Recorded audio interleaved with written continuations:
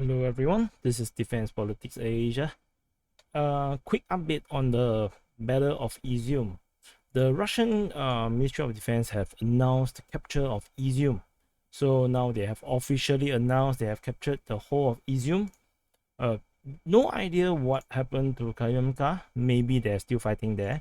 Um, and you may wonder why is it so important to capture Izium. I think many of you are new to my channel. I have mentioned this before, but I'm gonna share again. So if you look at this, let me zoom in a bit. So this is the entire Eastern Front. the battle for Donbass is the entire Eastern Front, and this location is actually very far away from the West.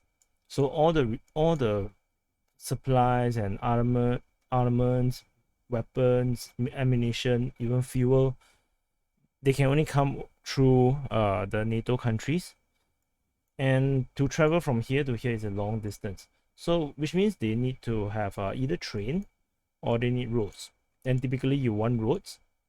So if you talk about roads, you can see that there isn't a lot of roads around this region. And this region is huge. From Dnipro to Severodonetsk is 250 kilometers.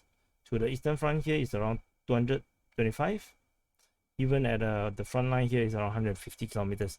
So these are very long distance, and you need to use all these highways to reach the eastern front. However, there's only, in my opinion, three main roads.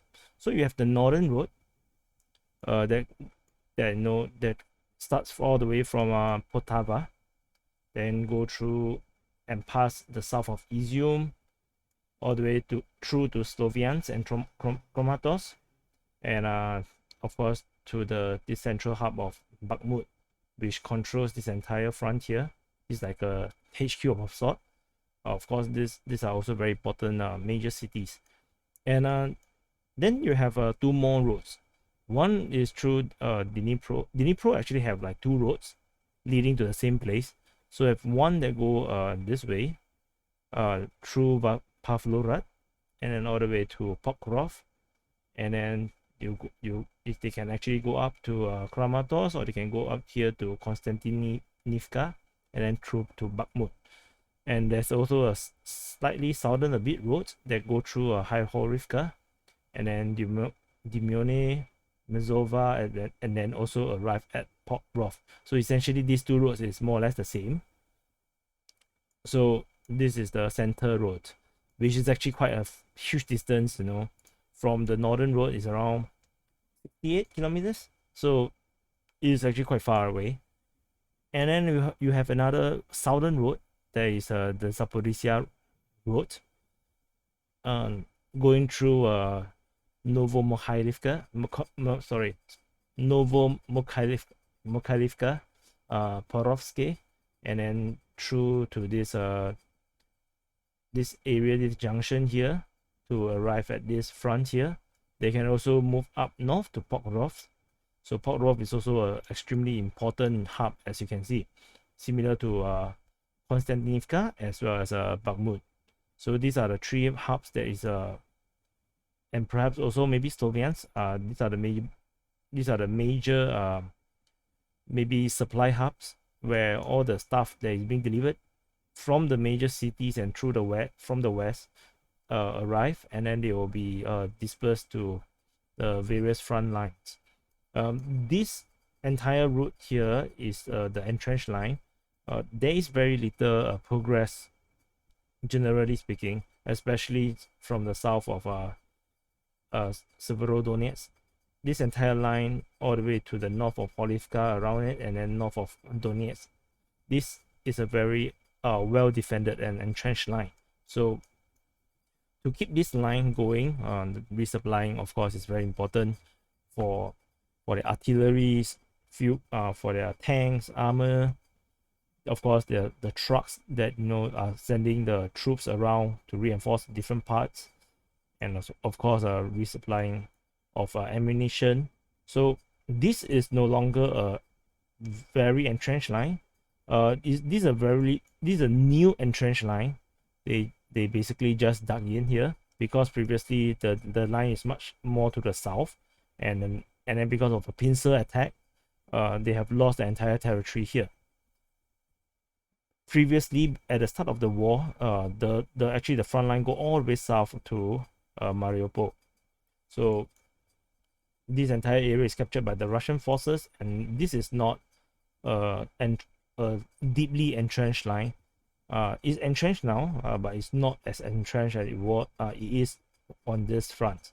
So this is a critical area, and from my gut feeling is that the Ukrainians are throwing a lot of troops to this area to hold back the advance here. And of course, in Hoyaipo, previously they have thrown a lot of troops to Izium, and which is why Izium have been technically captured at least a week ago, but the Russians are unable to announce the capture because Ukrainian forces continue to resist, and more and more reinforcement came and fought, including armor, artillery, drones, and the Russians, of course, likewise fought back with armor, their own artillery, their own drones, and also on top of that, they have air support. So this is why Izium is so important, because if Izium fall, then this entire road is cut off. Similarly, should the forces here at Petrevsky cut off at Hirushuvaka, of course the reinforcement will not be able to go through here as well. But Izium is a major city. As you can see, this is just a town. Izium is actually a city. So capturing a city is always very important if you can, because it helps with the kind of amenities that they have, the buildings, and then as well as you have a lot more population. I'm not sure what is the population situation, in Izium. So hopefully we will get more information as the day goes by. So the fall of Izium directly threatens the safety of Sloviansk as well as Kramatorsk, because this is a straight road all the way down. But of course, this road is still rather far.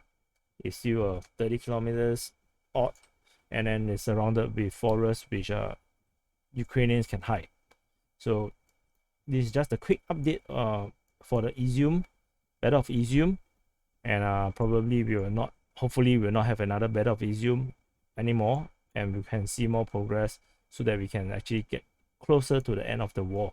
So anyway, this might sound very pro-Russian, but I really don't think Ukraine have the ability to destroy the army of the Russians, where this is only 15% of their military.